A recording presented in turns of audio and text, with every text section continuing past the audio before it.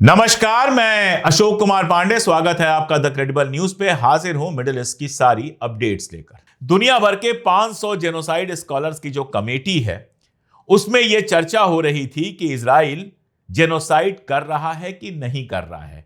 जो कुछ इजराइल गजा के अंदर कर रहा है वो जेनोसाइड है या नहीं है।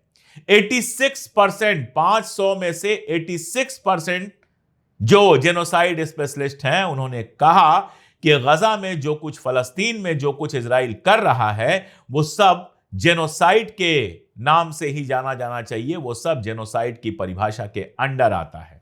यानी दुनिया में जेनोसाइड स्पेशलिस्ट के सबसे बड़े संगठन ने बिल्कुल साफ साफ कह दिया कि इजराइल जेनोसाइड कर रहा है। अब इसके बाद तो जेनोसाइड कहने पर या इजराइल जेनोसाइड कर रहा है ये कहने पर अमेरिका और दुनिया भर में जो कार्रवाइयां होती हैं वो कार्रवाइयां नहीं होनी चाहिए। जब दुनिया में जेनोसाइड को सबसे ज्यादा समझने वाले 500 लोगों के 86% ने, यानी 450 के आसपास लोगों ने साफ साफ कह दिया कि जेनोसाइड हो रहा है, इसका मतलब सीधा यही है कि इजराइल जो कर रहा है वो जेनोसाइड है। इजराइल जो कर रहा है वो वार क्राइम है। वो जंग नहीं लड़ रहा है, वो भूखे बच्चों को, औरतों को मार रहा है, जर्नलिस्ट को मार रहा है। वो कई सारी लिस्टें बनी हैं, 250 से ज्यादा सहाफियों को वहां पर मारा जा चुका है। रोज एक सहाफी के मरने की खबर आती है। कल मैं ये वीडियो देख रहा था जिसमें फलस्तीन का एक सहाफी है जो गजा सिटी के अंदर है, जो बम गिर रहा है उसको कवर कर रहा है, और देख के मुझे डर लग रहा था कि ये बम इसके ऊपर भी गिर सकता है। बहुत सारी तस्वीरें बाहर नहीं आ रही हैं, उस तरह से खबरें बाहर नहीं आ रही हैं, क्योंकि जो सबसे बड़े जर्नलिस्ट थे, जो सबसे ज्यादा कवर कर रहे थे, दुनिया भर के अखबारों और टीवी चैनल्स को भेजते थे अपनी खबरें, उनको मार दिया गया है। कल एक महिला का, एक लेडी पत्रकार थी, उनका वीडियो मैं देख रहा था। वो अपने ही परिवार को रिपोर्ट कर रही थी कि किस तरह उनके घर पे बम गिरा के उनके मां बाप को मार डाला गया, और ये कहते कहते वो कैमरे पर ही रो पड़ी। ये सब जो कुछ है ये सीधे सीधे वार क्राइम है। नेतन्याहू को आज नहीं तो कल इसका फल भुगतना पड़ेगा। अगर अरब मुल्कों की बात करें तो जबानी जमा खर्च बिल्कुल जारी है। अभी कुछ दिन पहले, अरब मुल्क तो नहीं है, टर्की ने कहा कि हम इजराइल के साथ सारे रिश्ते खत्म कर रहे हैं। जब से गजा का मामला शुरू हुआ है तब से टर्की कई बार यह बयान दे चुका, कई बार कह चुका कि हम इजराइल के साथ सारे रिश्ते तर्क कर रहे हैं, इजराइल के साथ तिजारती रिश्ते तर्क कर रहे हैं, कभी कुछ। लेकिन हमको पता है कि ग्रीस का इस्तेमाल करके टर्की लगातार इजराइल के साथ अपने तिजारती रिश्ते कायम किया हुआ है। एससीओ की मीटिंग में भी अर्दोगान ने बड़ी बड़ी बातें की, यह भी कहा कि हमने रिश्ते तर्क कर दिए, लेकिन इसके आगे बढ़ने को वो तैयार नहीं है। यह जबानी जमा खर्च जो है वो इसके आगे बढ़ने को तैयार नहीं है। अक्सर उम्मत की बात की जाती है अबू उबैदा, जिनको अभी हाल में मार डालने का दावा किया है इजराइल ने।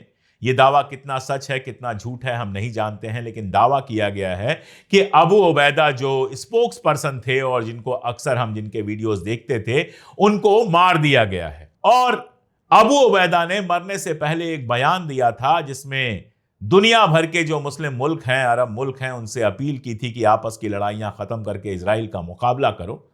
लेकिन जाहिर है कि उसकी अपील से किसी के कान पर जूं तक नहीं रहेंगी। उनके लिए एक और खबर मैं पेश कर रहा हूं, और यह भी खबर इजराइल के अखबार से ही है। अल-अक्सा मस्जिद, जो बेहद इंपॉर्टेंट मस्जिद है और जिसकी इज्जत सब करते हैं, जिसकी बात सब करते हैं, उसके मुताल्लिक खबर यह है कि उसके नीचे खुदाई कराई है इजराइल ने, बाकायदा एग्जीक्यूशन हुआ है और साथ में डेमोलिशन भी हुआ है। यानी अल अक्सा मस्जिद को खुलेआम नापाक किया जा रहा है। और अगर अरब मुल्क खामोशी से बैठे हुए हैं तो इसके मानी क्या हैं, यह मुझे बार बार बताने की जरूरत नहीं है। आप समझ सकते हैं, मैं बार बार कहता हूं कि फलस्तीन का मुद्दा ह्यूमन राइट्स का मुद्दा है। इसीलिए दुनिया भर के लोग इकट्ठा हुए हैं और एक और फ्रीडम फ्लोटिला लेकर जा रहे हैं गजा की तरफ, यह मांग करते हुए कि गजा की सीज बंद किया जाए। यह अब तक का सबसे बड़ा फ्लोटिला है जिसमें दुनिया के ढेर सारे ऐसे इंपॉर्टेंट लोग हैं जो गजा का लगातार समर्थन करते रहे हैं। ग्रेटा थनबर्ग तो हैं ही, उनके अलावा भी बहुत सारे लोग हैं। इनका क्या होगा, इनको गिरफ्तार किया जाएगा, मार दिया जाएगा, हम नहीं जानते। लेकिन एक बात हम जानते हैं कि जो लोग फ्रीडम फ्लोटिला लेकर जा रहे हैं, इतना बड़ा रिस्क उठा रहे हैं, उनमें से ज्यादातर गैर मुसलमान हैं। क्यों आ रहे हैं वो?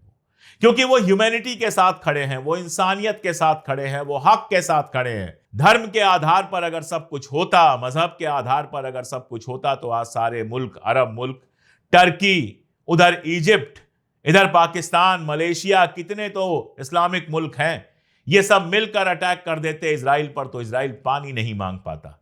लेकिन ये सब जबानी जमा खर्च करने से एक कदम भी आगे बढ़ने को तैयार नहीं है। नतीजा है गजा के अंदर रोज बमबारी, रोज 100 के आसपास लोगों को मार देना, रोज घरों को गिराना, रोज भयानक तबाही। आप हालात देखिए, एक वीडियो में देख रहा था, छोटे छोटे बच्चे हैं और बहुत खुश हैं। मुझे लगा खुश क्यों हैं, तो मैंने उसका पढ़ा और लिखा हुआ था कि इनको महीनों बाद इनकी मां ने कहीं से ताजे फल लाकर, ताजे फ्रूट लाकर दिए और वो इतना खुश थे सिर्फ फ्रूट को देखकर, खाकर। आप सोचिए, आम बच्चा रोज फ्रूट खाता है और यहां फलस्तीन के अंदर महीनों बच्चों को फ्रूट नहीं मिल रहा, खाना नहीं मिल रहा, बुरी तरह से परेशान है, लेकिन दुनिया के कान पर जूं नहीं रेंग रही। जनता जरूर गजा के साथ है। अभी मैं बहरीन का किस्सा आपको बताता हूं। बहरीन वो मुल्क है जो अमेरिका के हमेशा सबसे करीब के मुल्कों में शामिल है। बहरीन के अंदर नया इजरायली एम्बेसडर नियुक्त किया गया। बहरीन की जनता सड़कों पर उतर पड़ी और सड़क पर उतरकर उसने इस बात की मुखालफत की कि इजराइल के एम्बेसडर को अपने यहां जगह क्यों दे रहे हैं। लेकिन बहरीन की पुलिस, बहरीन के हुक्मरान उस जनता को कंट्रोल में लेते हैं, लाठियां चलाते हैं और जब इजराइल का एम्बेसडर आएगा तो उसके रास्ते में गुलाब बिछा दिए जाएंगे, उसको हर तरह का स्वागत दिया जाएगा, उसको हर तरह की सिक्योरिटी दी जाएगी। और यह हालात धीरे धीरे सारे अरब मुल्कों में बन रहे हैं। यूरोप में तो है ही कि जुलूस निकल रहे हैं, लगातार निकल रहे हैं, लेकिन उन जुलूसों को दबाने के लिए, लोगों को मारने पीटने के लिए वहां की पुलिस, वहां की आर्मी बिल्कुल तैयार है। अमेरिका में जो हो रहा है वो तो बताने की जरूरत ही नहीं है, आप अच्छी तरह से जानते हैं। उधर फलस्तीन को खुद मुख्तार मुल्क का दर्जा दिए जाने की बात लगातार बढ़ रही है। बेल्जियम ने भी कहा है कि हम फलस्तीन को खुद मुख्तार मुल्क का दर्जा देंगे, हालांकि शर्त यह रखी है कि आखिरी होस्टेज रिहा हो जाए और साथ में हमास वहां की लीडरशिप से बाहर हो जाए। लेकिन खुद मुख्तारी की बात तो की है और बाकी फ्रांस और तमाम सारे मुल्क तो बात कर ही रहे हैं। इसमें खलल डालने के लिए अमेरिका ने क्या किया है वो सुनिए। अमेरिका ने जो वेस्ट बैंक के लीडर्स हैं, फलस्तीन के जो लीडर्स हैं, या किसी भी फलस्तीनी को वीजा देने से इनकार कर दिया है ताकि यूनाइटेड नेशन की जो मीटिंग वहां पर होने वाली है, कॉन्फ्रेंस होने वाली है, उस कॉन्फ्रेंस में वो पहुंच ही नहीं पाए। आप सोचिए ये किस दर्जे की घटिया चीज है। इंटरनेशनल रूल्स कहते हैं कि यूएन की मीटिंग में जो लोग आ रहे हैं उनको आपको वीजा देना पड़ेगा, लेकिन अमेरिका फलस्तीनियों का वीजा कैंसिल कर रहा है कि कोई फलस्तीनी कहीं यूएन के उस कॉन्फ्रेंस में ना पहुंच जाए जहां पर ढेर सारे यूरोपीय मुल्क फलस्तीन को खुद मुख्तार मुल्क का दर्जा देने वाले हैं। और इधर इजराइल उसके रिएक्शन में वेस्ट बैंक को कब्जा करना चाहता है, वेस्ट बैंक के एक हिस्से को कब्जा करना चाहता है। अब आप ही बताइए कि गजा कब्जा हो गया, वेस्ट बैंक का एक हिस्सा कब्जा हो गया, तो वो फलस्तीन बचा ही कहां जिसको खुद मुख्तार मुल्क का दर्जा दिया जाएगा। बस इतना है कि अभी तक अमेरिका ने ग्रीन सिग्नल नहीं दिया है, इसलिए वेस्ट बैंक को प्रॉपरली अनेक्स नहीं किया गया है। बाकी वहां पर गुंडागर्दी, जैतून के पेड़ काटने से लेकर वहां के लोगों को लगातार परेशान करने और नई नई बसाहटें बसाने का काम तो हो ही रहा है।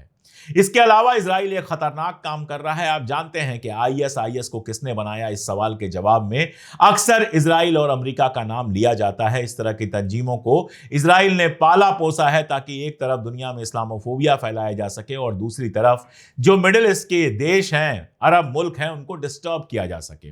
गजा में हमास के मुकाबले उसने खड़ा किया है अबू सहाब को, जो आईएस से ही जुड़ा रहा है।